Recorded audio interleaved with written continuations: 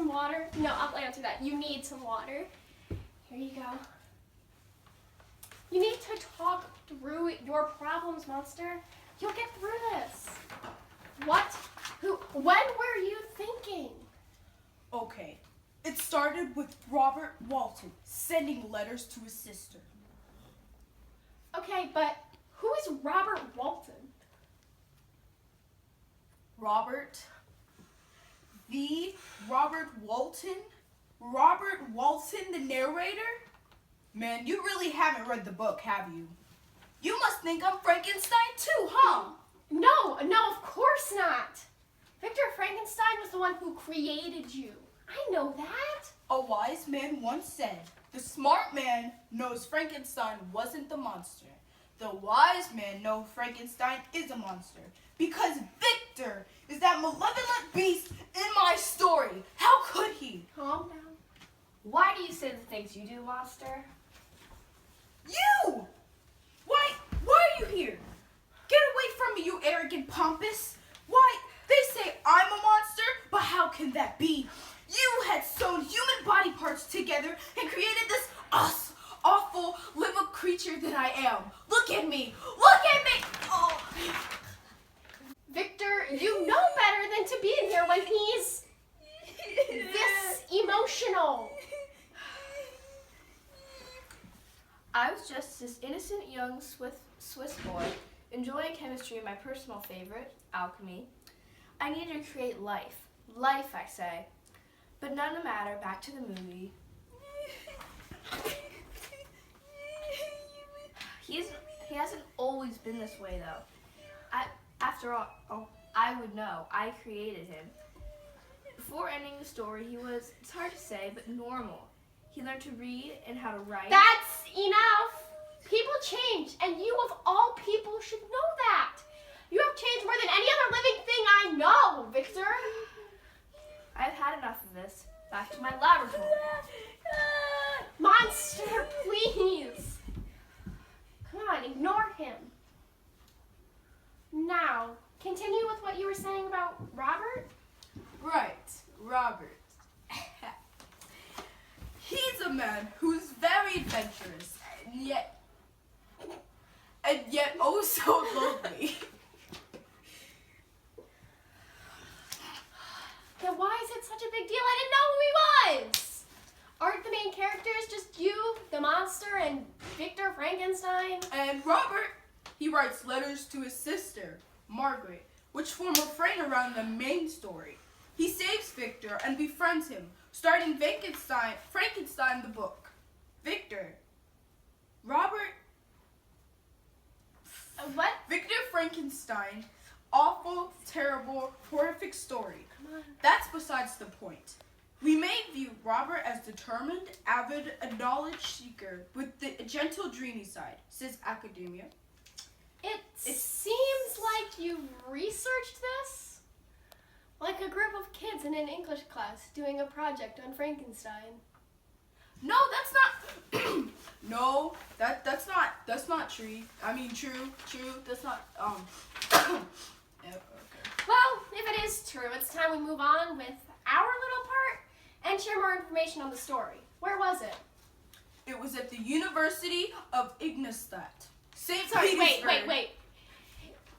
Ingolstadt. Ingolstadt. Okay. I think that's what you're trying to say? Yeah, All right. Ingolstadt. I knew that. Where's that? I love this American book, by the way. Anyway, Russia. It's in Russia, but I love America too. Okay, whatever. I believe in the 18th century. So, we kind of missed this part, sorry. St. Petersburg, Russia is what it says on your paper, so write that down now, because you're going to forget. I know you are. Okay, back to the story. Why, hello, professors, my mentors. It's time we focus on the science in this story. It's time I took you to the laboratory.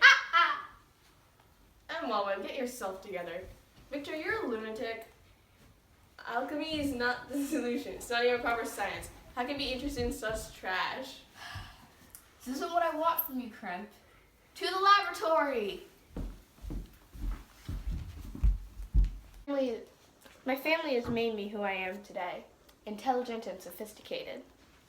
More like crazy and demented.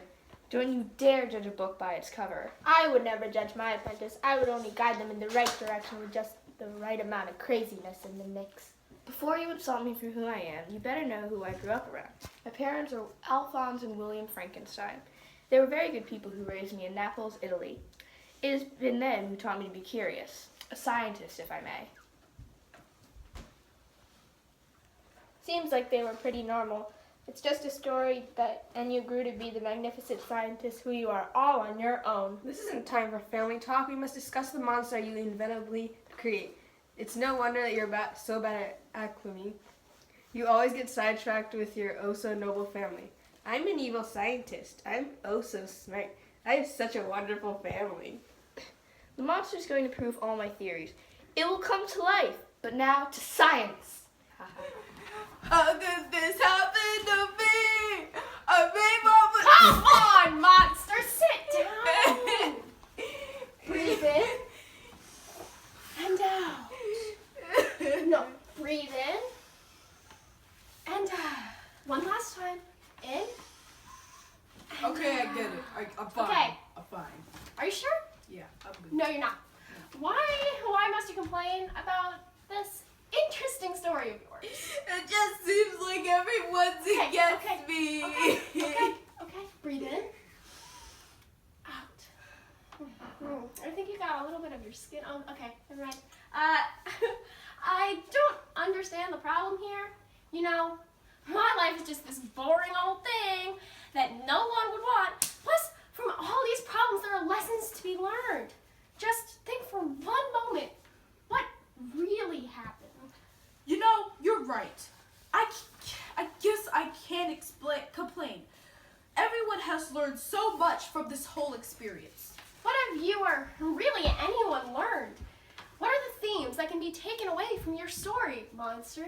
Well, first, ignorance is bliss. Not knowing who I was, not knowing too much about life and its fragileness will sometimes make you happier, but can also truly be happy with living a life of fantasy. Okay. I didn't realize you were ready, but that certainly is a moral. I'm so glad that you've learned to think this way. What else? Abandonment is loss. Is a theme that is very close to what happened to me a few months ago. I went through a lot of loss as well as abandonment, and I don't really want to talk about right now. Okay. Not until you read the book. For $2.99 a day, you can help save for your own book. That's not true. Sit down. That's a very interesting thing you have to say there, monster.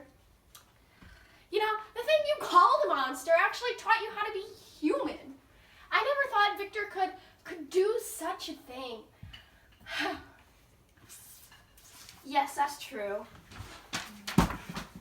I had such a thirst for knowledge that I eventually created the monster, which I think was a big mistake on my part.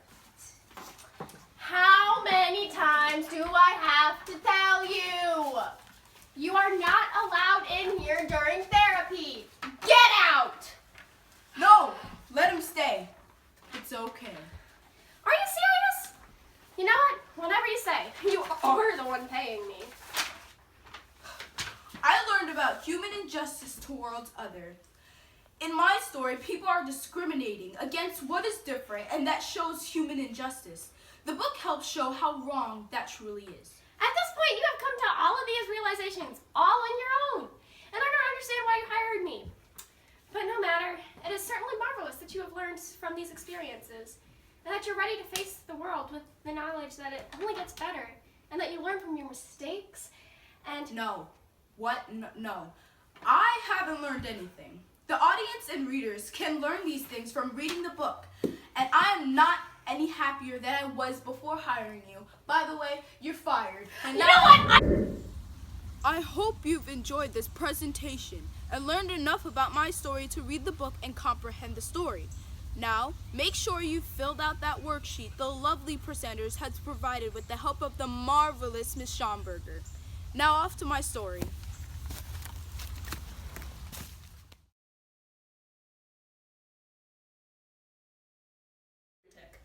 Alchemy is not the solution. Lunatic. Alchemy is not the solution. It's alchemy! Robert Walton? The Robert Walton? Robert Walton, the narrator? That's a hard name to say. Man, not any happier than I was before hiring you. By the way, you're fired. And You know what? I